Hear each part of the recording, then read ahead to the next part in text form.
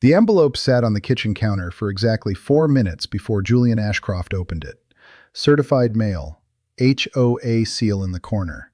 He already knew what it would say before his thumb broke the seal, not because he was psychic, but because Vivian Marsh had been circling this exact conversation for weeks, dropping hints at board meetings, mentioning vegetation compliance to anyone who'd listen. Violation notice. Unauthorized vegetation barrier exceeding height restriction. 30-day removal order. Daily fines effective immediately upon non-compliance. He read it twice, set it down, walked to the back window and looked out at the tree line, the cypress and manzanita his wife had planted with her own hands 15 years ago, back when she still came home smelling like smoke and adrenaline instead of not coming home at all. He wasn't angry, not yet. He was curious. Because whoever wrote this letter had no idea what they were actually asking him to tear down. Julian Ashcroft was 46 years old, and for the last 2 years he had lived alone in a house built for two. His wife Marisol had been a volunteer firefighter for 11 years before the structure fire that took her, a house 3 streets over, a roof that gave way faster than anyone expected. Julian didn't talk about it much. He didn't need to. The evidence of who she'd been was planted in his backyard. The tree line wasn't landscaping. Marisol had designed it the way she designed everything, deliberately, methodically, after watching embers jump a neighbor's bare yard during a fire season that came too close for comfort. Leyland cypress for density, manzanita for native resilience, a windbreak disguised as a hedge. Julian had kept it exactly as she left it. Not out of sentiment alone, though there was plenty of that, but because he understood, in the quiet, patient way he understood most things, that some decisions don't need updating. They just need protecting. He was not a man who raised his voice first. He was a man who waited to see what he was dealing with. Vivian Marsh didn't call ahead. She simply appeared at Julian's front gate on a Tuesday afternoon, clipboard in hand, sunglasses pushed up into hair that had clearly been styled that morning with this exact visit in mind. "Julian," she said his name like she was doing him a favor by remembering it, "I wanted to come by personally, board to homeowner, not just paperwork." He stepped out onto the porch rather than inviting her in. Some conversations were better held in open air, where there was less to overhear and less to misremember later. "I got the notice." "Good. I figured you would have questions." She glanced past him toward the backyard, though the tree line wasn't visible from where she stood. "It's really quite simple. Section 4.2 of the covenant restricts hedge and vegetative barrier height to 8 feet without prior board approval. Yours is, what, 20? 22? 18 in most places, 24 near the northeast corner. Right, so you understand the issue. I understand the number." Julian kept his voice even, almost pleasant. "What I don't understand is the approval part. Those trees were planted under a defensible space plan my wife filed with the county fire department. It predates the current covenant by about 6 years. Vivian's expression didn't so much change as recalibrate, a small, practiced adjustment, like she'd rehearsed for objections but not for this specific one. "I wouldn't know anything about a county filing. That's not something we'd have on record with the HOA." "It wouldn't be with the HOA, it'd be with the county." He paused, letting that sit for a second longer than comfortable. "But there was a copy submitted to the HOA archive too, back when the property management company changed over. Marisol was thorough like that." "Well," Vivian's tone brightened, the way people's did when they found solid ground again. "Unfortunately, records migrate, things get lost in a system change. If it's not in our current database, I'm afraid it's not something the board can consider valid." Julian nodded slowly, like he was absorbing something reasonable, rather than watching a woman explain away a 15-year paper trail as if it were a clerical footnote. "When did that migration happen, the changeover to the new system?" "I'd have to check. Roughly, though, year at least." "I believe it was about 3 years ago, maybe 2.5. She said it too quickly for someone who just claimed she'd have to check. "So the filing existed for at least 3 years inside the old system before anything changed over." "I suppose, if it existed at all," a thin smile. "I'm not accusing anyone of lying, Julian. I'm just telling you what the board can act on, which is what's currently documented. And currently this is a non-compliant structure exceeding regulation height, with no valid record of exemption." "Understood." He said it simply, without heat, and watched something flicker across her face. Not guilt, Not yet, but a kind of mild irritation at how little resistance she was getting. People like Vivian expected confrontation.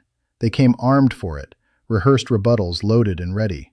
Calm unsettled them more than anger ever could. "I do want to be reasonable here," she added, filling the silence he hadn't. "The board isn't trying to make an example of you. This is about maintaining certain standards. Community aesthetics matter, for everyone's property values, including yours." "Sure." Julian glanced toward the side yard, where the edge of the tree line was just visible past the fence line. "Out of curiosity, is this coming from a specific complaint or a general sweep?" "There's been concern voiced.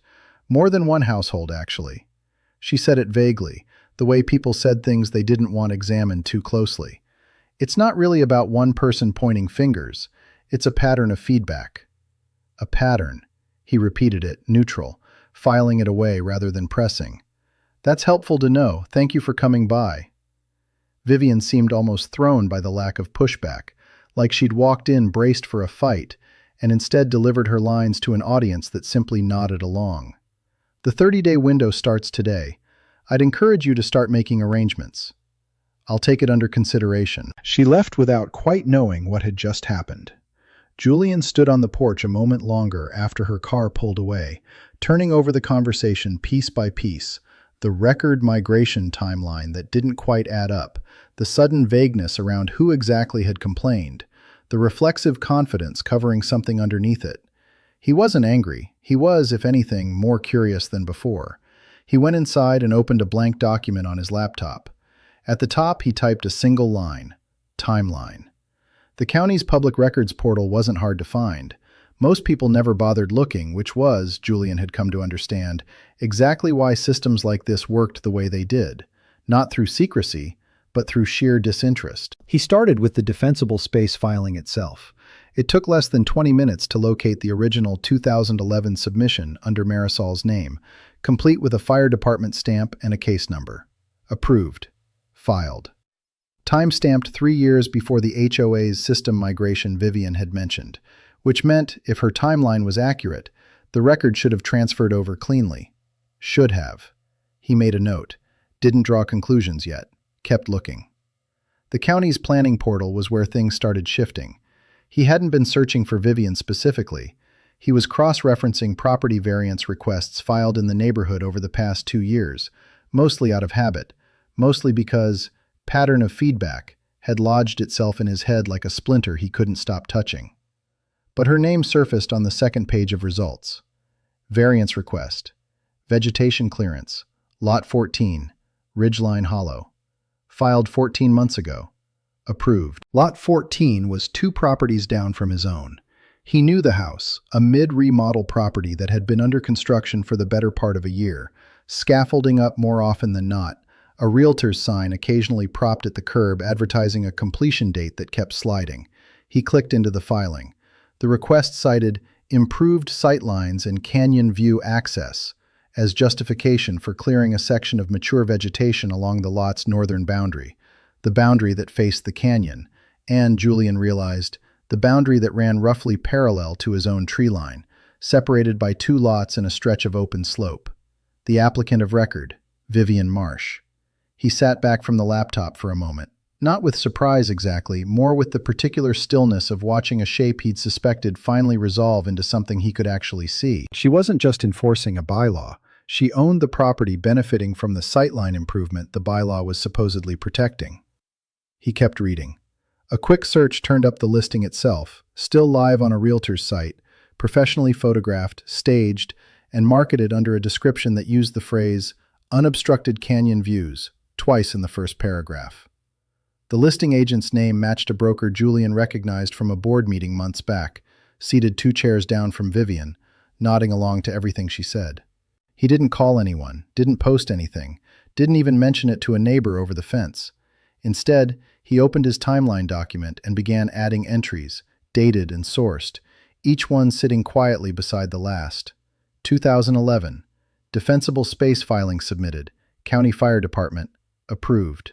Approximately 3 years ago.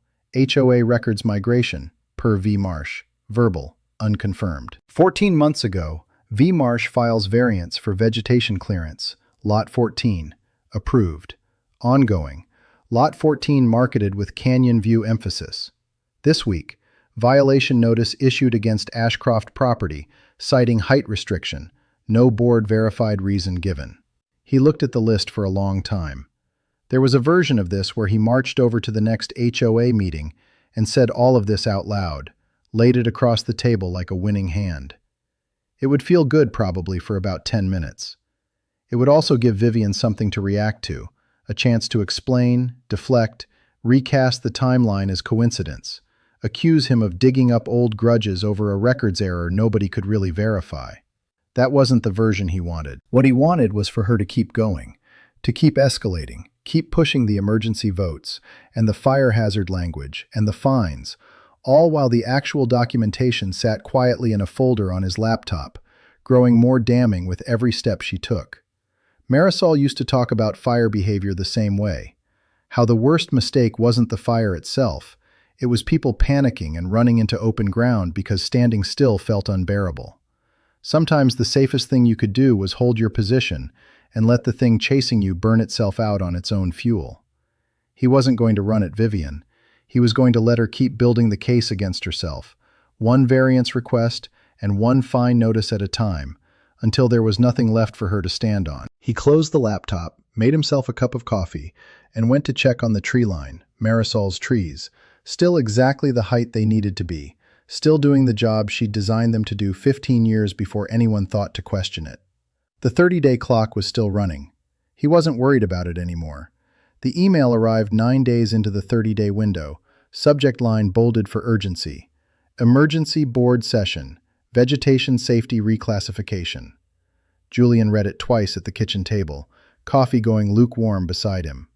Vivian had moved fast, faster than the standard 15-day notice period the bylaws technically required for board actions, though the email cited a safety exception that allowed for expedited review when fire risk was involved.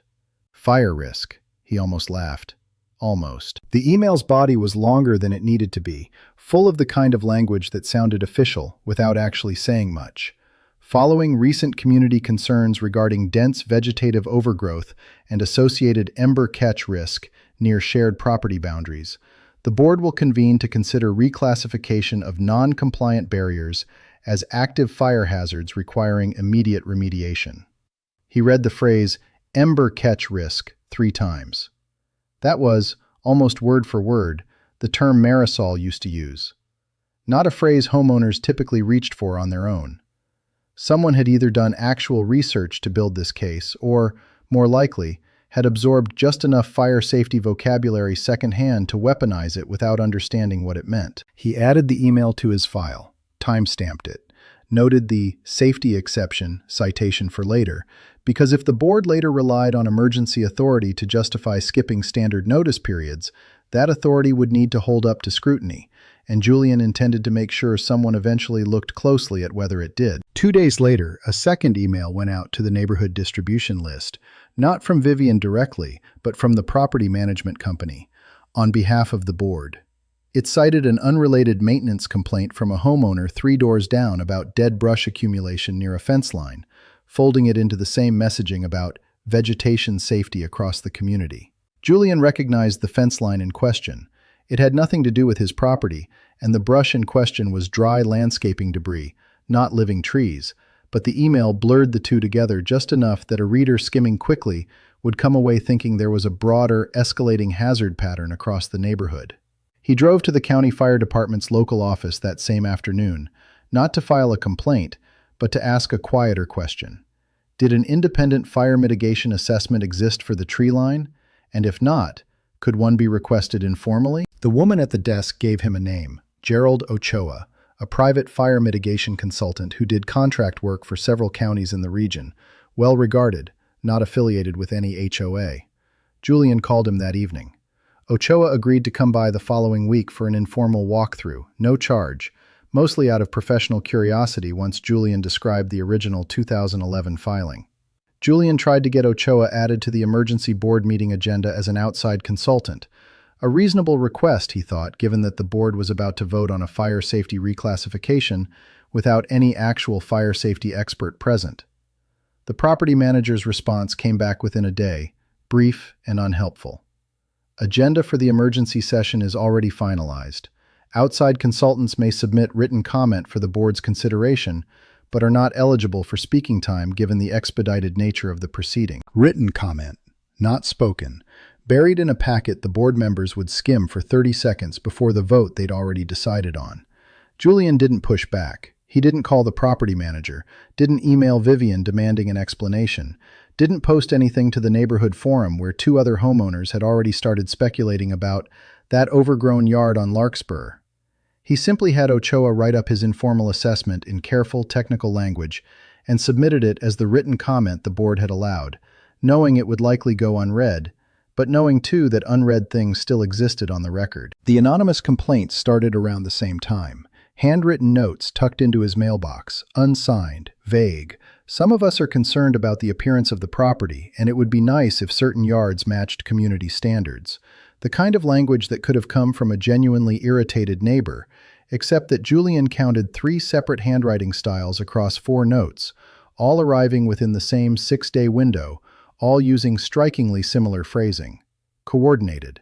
He didn't know by whom, not yet, not with proof, but he added each note to the file, photographed and dated, alongside a private note of his own. Complaint volume does not match complaint originality. Investigate. By the end of the week, his fines had technically begun accruing under the original notice, the number ticking upward daily in small, almost polite increments designed to feel manageable individually and alarming in aggregate. He calculated the trajectory. If nothing changed before the emergency vote, he'd cross a lien-eligible threshold within another 3 weeks.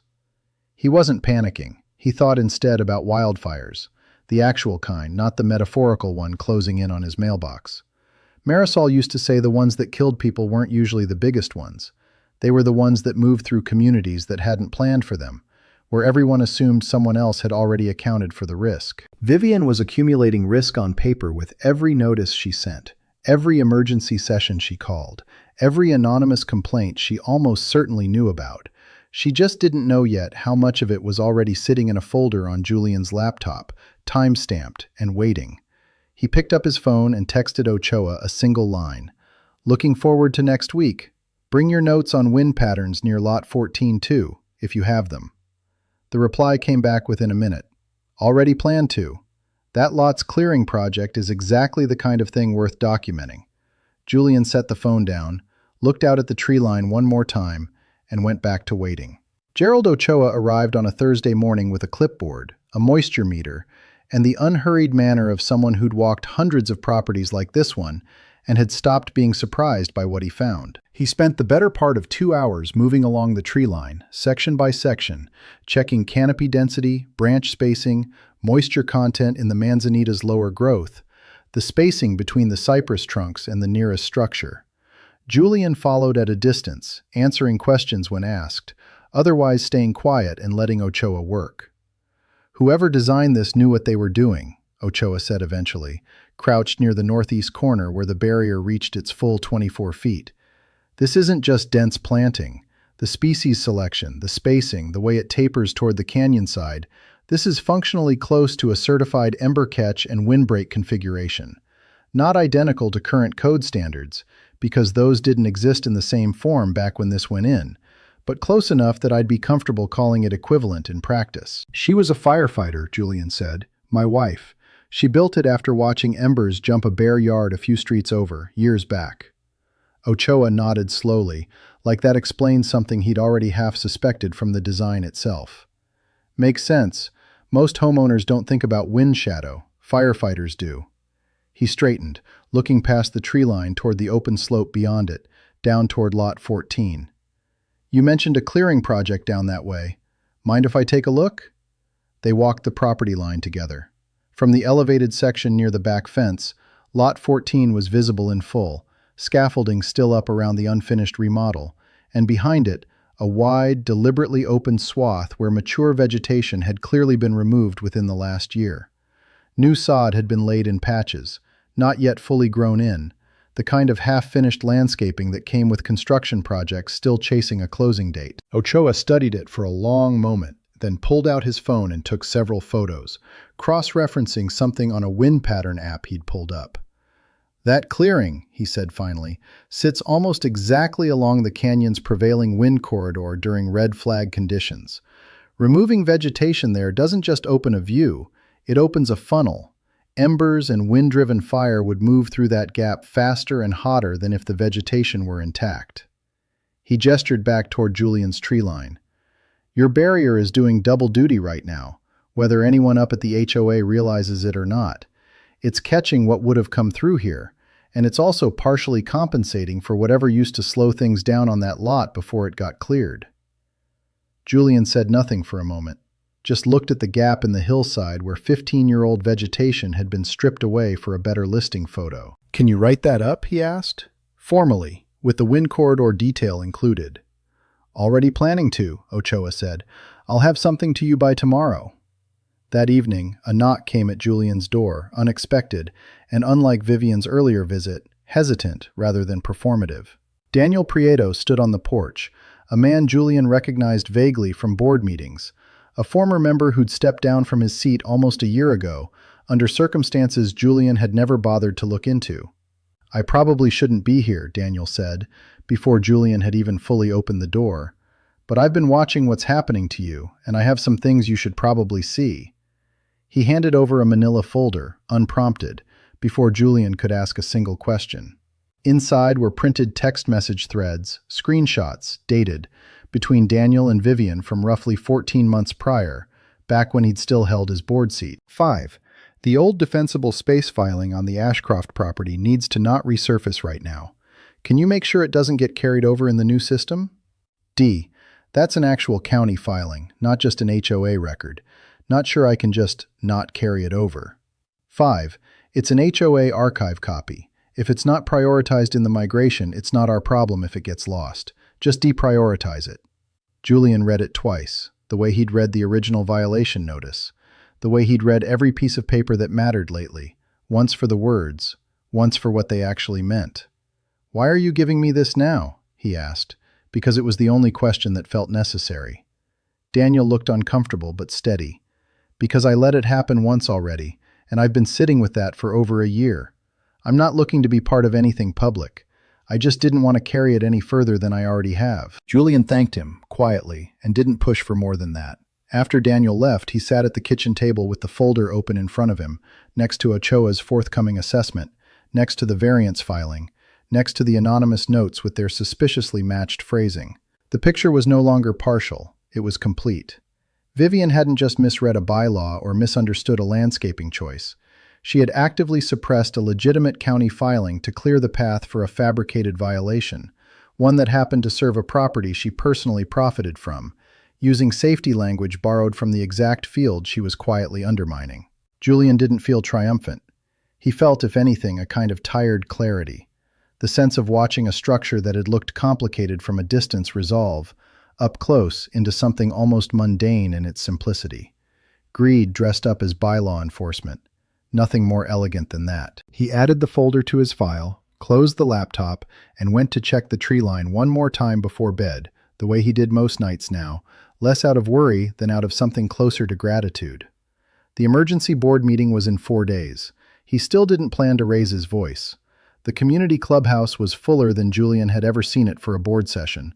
Word had clearly traveled in the way it always did in neighborhoods like this, quietly and thoroughly, through group chats and driveway conversations rather than any official channel. Folding chairs had been added in the back. A few people stood along the side wall. Vivian sat at the head table, flanked by 2 other board members, a printed agenda in front of her.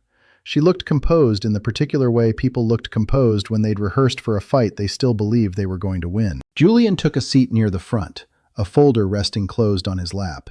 He hadn't printed slides. He hadn't prepared a speech. He'd simply organized everything chronologically, tab by tab, the way Marisol used to organize incident reports. Dates first, interpretation later. Vivian opened the session with brisk efficiency, moving through the emergency reclassification proposal almost as if it were a formality already settled. As many of you know, we've received ongoing community concern regarding vegetative overgrowth on Larkspur Court, presenting what our informal review has identified as a legitimate ember catch and fire spread risk. Tonight's vote will determine whether the board formally reclassifies this barrier as a fire hazard, requiring immediate remediation.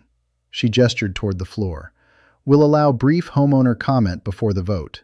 Julian stood, unhurried, and opened his folder to the first tab. I'd like to walk through a timeline, he said, his voice even, almost conversational. It's short. I think it'll answer most of tonight's questions on its own. He read from the first page. 2011. A defensible space vegetation plan is filed with the County Fire Department for the Larkspur Court property. Approved, stamped, on record. He turned the page.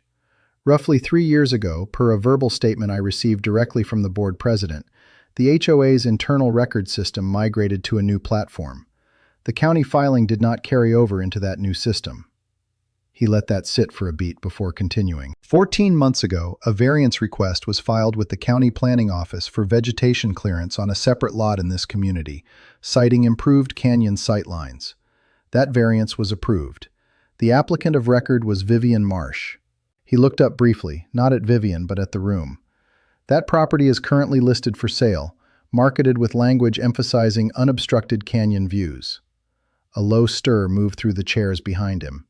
Vivian's expression didn't change, but her hand, resting on the table, went still in a way it hadn't been a moment before. 9 days into my 30-day compliance window, Julian continued, an emergency session was called to reclassify my property's vegetation as an active fire hazard, using specific technical language, including the term ember catch risk.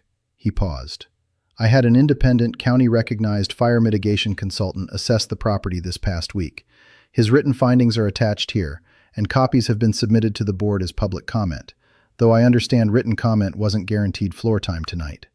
He held up Ochoa's report, then set it down without further comment. His assessment states that the vegetation in question functions as a near-equivalent ember catch and windbreak barrier, consistent with, though not identical to, current fire mitigation code. He also flagged something else. Julian turned to the next page. The cleared lot I mentioned, the one benefiting from the variance, sits directly along this canyon's prevailing wind corridor during red flag conditions. Removing vegetation there doesn't just open a view, it opens a channel for wind-driven embers, one that my property's tree line currently partially compensates for. He closed the folder halfway, resting his hand on it. I want to be clear that I'm not here tonight to accuse anyone of anything, he said, and meant it, in the strange, level way he'd meant everything for weeks now. I'm here to present a timeline. I'll let the board and the community draw their own conclusions. The silence that followed lasted longer than any pause Julian had made in his entire presentation. Vivian recovered first, her voice a shade too bright. I appreciate Julian's thoroughness, truly, but I think we need to separate personal sentiment from the actual safety question in front of us tonight. It's understandable, given the history with his late wife, that he'd feel emotionally attached to that vegetation. But emotional attachment isn't a fire safety standard, and a variance on an unrelated property 14 months ago has nothing to do with tonight's vote. It was a good deflection. Julian had expected something like it. He didn't respond, didn't defend himself, didn't raise his voice to counter hers. He simply sat back down and let the room hold both statements in the air at once.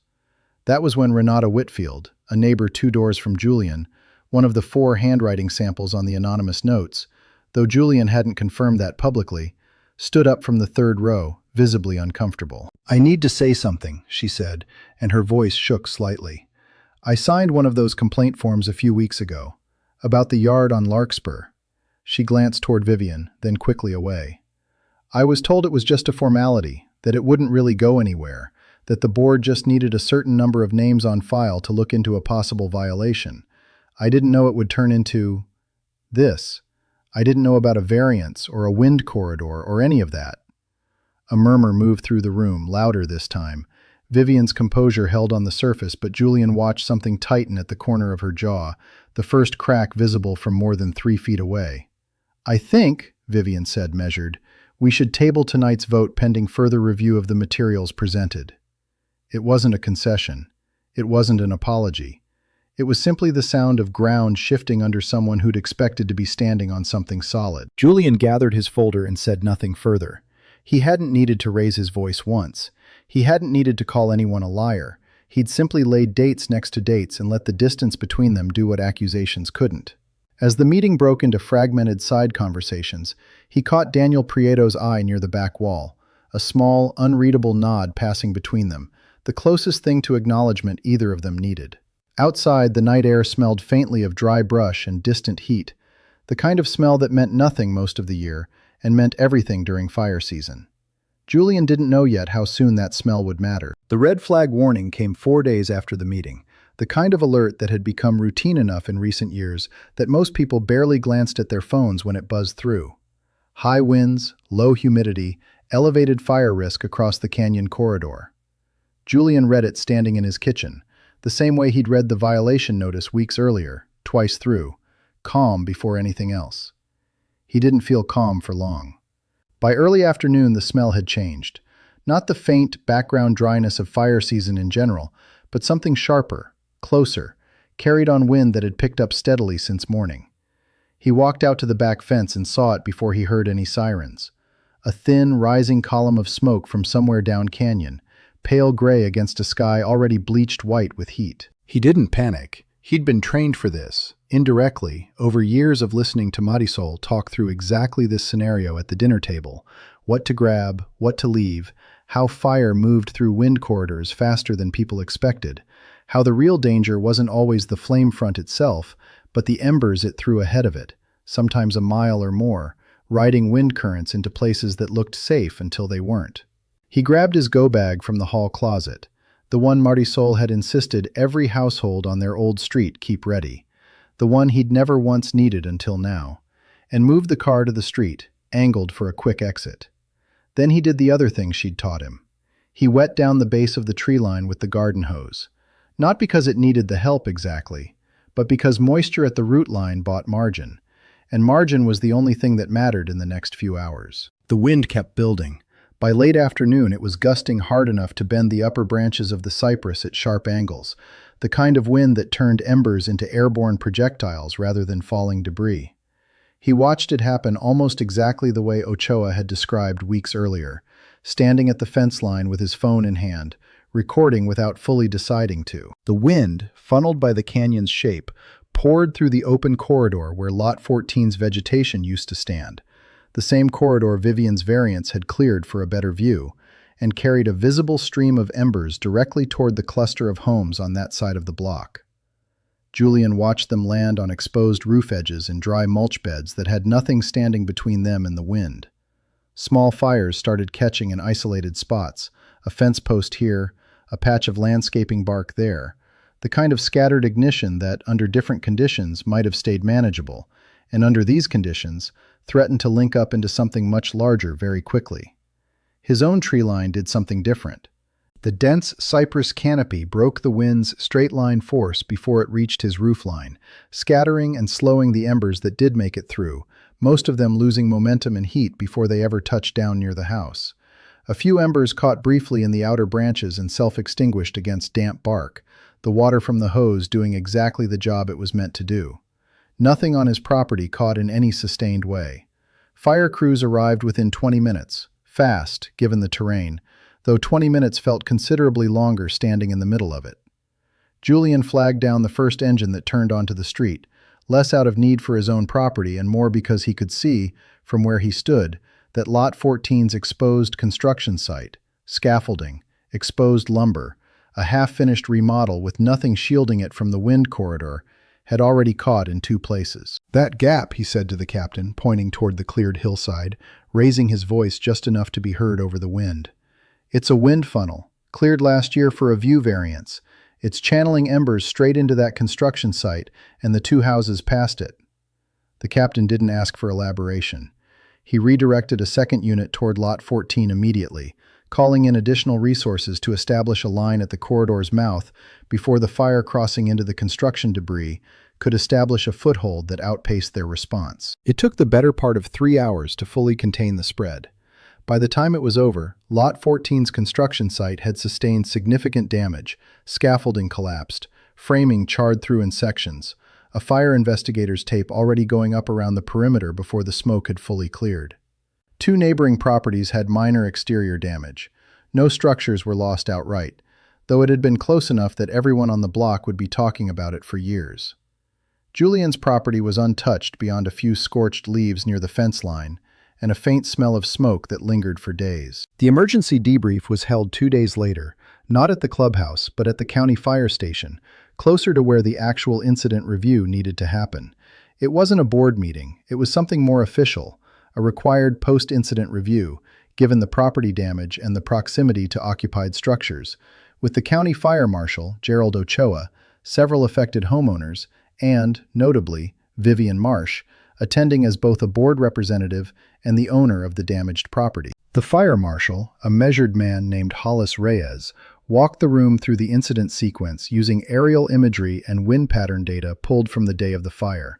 He didn't editorialize. He didn't need to. The imagery did the work. A clear, funneled scar of fire damage tracing precisely along the cleared corridor of Lot 14, flanking on either side by intact, unburned canopy where vegetation had been left standing, including Julian's tree line, visibly unscorched along its outer edge. This pattern is consistent with wind channel acceleration through a cleared vegetation gap, Reyes said, pointing to the imagery. We have a formal variance on record for that clearing, filed 14 months ago, and an independent fire mitigation assessment submitted 3 weeks prior to this incident that specifically flagged this exact risk. He glanced, briefly and without particular emotion, toward Vivian. That assessment appears to have been submitted as written public comment to the HOA board, and from what I've been told, was not addressed prior to the incident. Vivian said very little during the debrief.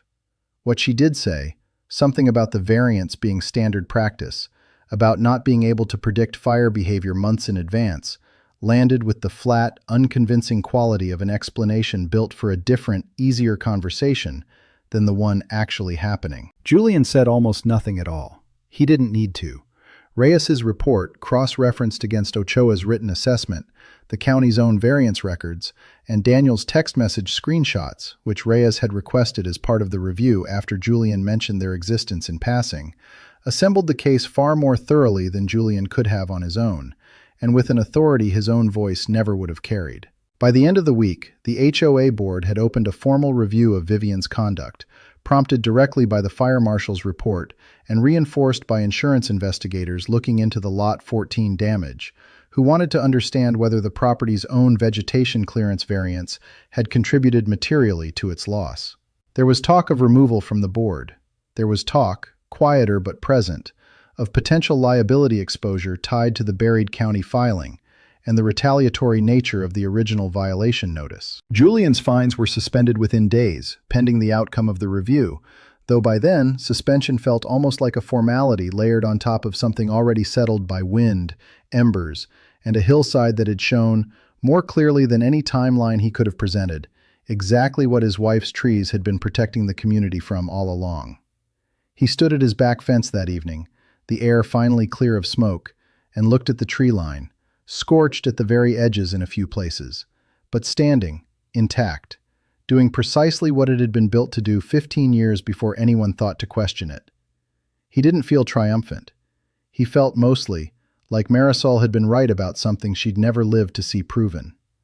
The formal review took 6 weeks, longer than Julian expected, though he'd stopped measuring time by his own patience a while ago, and started measuring it the way Marisol used to, by whether the process was moving correctly rather than quickly. The findings, when they came, were thorough in a way that felt almost anticlimactic after everything that had led up to them. The board's independent review confirmed what the fire marshal's report had already established. Vivian Marsh had filed a vegetation clearance variance for personal financial benefit, had subsequently pressured a sitting board member to suppress an unrelated, legitimate county filing on another homeowner's property, and had initiated a retaliatory violation notice against that same homeowner using safety language inconsistent with her own documented actions. The review noted, in careful administrative phrasing, that her conduct represented a material conflict of interest inadequately disclosed to the board and community. She was removed from her board seat by unanimous vote of the remaining members, effective immediately. There was no dramatic scene, no public confrontation to match the one at the community meeting weeks earlier. Just a brief item on a routine agenda, read aloud by the interim board chair, followed by a vote that took less than 2 minutes. Julian wasn't even in the room for it. He heard about it secondhand, from Daniel, who'd finally agreed to rejoin the board in an interim capacity to help steady things during the transition. Julian's fines were formally voided the same week, the violation notice retroactively withdrawn and expunged from his property's HOA record. The original 2011 defensible space filing, the one Vivian had asked Daniel to quietly deprioritize over a year earlier, was reinstated in full, properly logged this time, with a physical copy placed in permanent archive alongside a note cross-referencing the county's original stamp, so that no future records migration could misplace it again. More significant, in the weeks that followed, was the shift in the HOA's actual governance. The interim board, working with input from Hollis Reyes and Gerald Ochoa, drafted new vegetation guidelines that replaced the old aesthetic-driven height restrictions with fire mitigation-based standards, density, species resilience, and placement relative to wind corridors taking precedence over uniform hedge heights. It wasn't the outcome Julian had set out to achieve. He'd only ever wanted to keep his own trees standing. But watching the community rebuild its rules around the actual risk it lived beside, rather than around how a listing photo might look, felt like something Marisol would have appreciated more than any personal vindication. Renata Whitfield came by one evening not long after the vote, standing at his door with the same visible discomfort she'd carried at the meeting. "I wanted to apologize properly," she said, "not just in front of everyone. I signed that complaint because someone made it sound harmless, and I didn't ask enough questions before I did it. I should have." Julian didn't need the apology, not really. He'd stopped needing anything from anyone weeks ago, somewhere around the point where he'd realized the file itself would do all the necessary talking. But he accepted it anyway, because refusing it would have cost her something and given him nothing. "You weren't the one who asked for the complaints in the first place," he said. "You just trusted someone you shouldn't have. That's a different thing." She nodded, relieved in a way that suggested she'd been carrying the weight of it longer than one conversation could fully lift. Before she left, she mentioned, almost shyly, that she'd started looking into windbreak species for her own back fence line. Nothing as elaborate as Julian's, but something. A few neighbors, she said, were doing the same. That detail stayed with Julian longer than the board vote had. Vivian's removal was a correction. The quiet spread of a few new hedgerows down the block, planted not for a rule but because people had finally understood what the old rule had been hiding from them, felt closer to an actual resolution. Lot 14 sat unfinished for months afterward. Scaffolding down, framing exposed to weather, a stalled construction project tangled up in insurance disputes over whether the vegetation clearance variance constituted a material factor in the fire damage. Julian didn't follow the details closely. He'd learned, somewhere across the last 2 months, that some outcomes didn't require his attention to keep moving in the right direction. He spent an afternoon in early autumn doing something he hadn't done in longer than he wanted to admit, clearing brush and deadfall from beneath the tree line, not because anyone had asked him to, but because it was good practice, the kind of maintenance Marisol used to do every year without fanfare, treating the trees less as decoration and more as equipment that needed upkeep to keep doing its job. Standing back afterward, hands dusty, looking at the tree line in the low gold light of late afternoon, Julian thought about the conversation with Vivian on his porch weeks earlier, her clipboard, her rehearsed confidence, the way she'd expected him to argue and instead gotten quiet, careful questions that unsettled her more than shouting ever could have. He hadn't beaten her, not exactly. Not in the way people usually meant that word. He'd simply refused to give her the version of the fight she'd prepared for, and let her keep making moves until the record of those moves became impossible to explain away. Marisol used to say something similar about fire itself, that you rarely beat it by attacking it head-on. You beat it by understanding where it wanted to go, and making sure it ran out of fuel before it got there. He hadn't attacked Vivian. He'd just made sure she ran out of fuel. The tree line stood in front of him now, scorched faintly at the outer edges from embers that never made it past the outer branches, otherwise whole, still doing exactly what it had been built to do. For the first time in 2 years, Julian felt like the trees weren't just a memorial anymore. They felt, finally, like proof. People sometimes asked Julian, in the months that followed, how he'd managed to stay so calm through all of it. The violation notice, the emergency vote, the fire itself. He never had a satisfying answer for them, because the truth felt too simple to be the kind of thing people wanted to hear. He hadn't stayed calm because he wasn't afraid, or because he didn't care what happened to the trees his wife had planted. He stayed calm because he understood, somewhere early on, that the moment he raised his voice to match Vivian's energy, he'd be fighting on her terms. And her terms depended entirely on the conversation staying loud enough that nobody looked too closely at the details underneath it. So he'd looked at the details instead, quietly, patiently. One filing, one timestamp, one variance request at a time, until the truth assembled itself without needing him to argue for it. He thought about that a lot, sitting on the back porch some evenings, looking out at a tree line that had done exactly what it was designed to do, 15 years after his wife decided a bare yard down the street wasn't a risk she was willing to let happen twice. Marisol had never gotten to see this, never got to watch her quiet, unglamorous, defensible space plan hold a line during an actual fire, never got to hear a county fire marshal describe her design as near equivalent to current mitigation standards in an official incident report. But Julian liked to think she wouldn't have been surprised. She'd built the tree line the way she built everything, assuming it would eventually be tested, and making sure it would still be standing when it was. He didn't think of himself as someone who'd want to fight against an HOA. He thought of himself as someone who'd been patient enough to let the truth catch up to a lie that was moving faster than it should have been allowed to. That, more than anything, felt like the lesson worth keeping. That restraint wasn't the same as weakness, and that sometimes the strongest thing you could do wasn't to push back harder, but to hold your ground quietly enough that the other side eventually ran out of places to stand. The trees were still there, still tall, still doing a job most of the neighborhood hadn't known they were doing until the day it mattered. Has your HOA ever tried to force you to remove something, a tree, a fence, a structure, that turned out to be protecting you or your neighbors in ways nobody realized? Tell us about it in the comments below.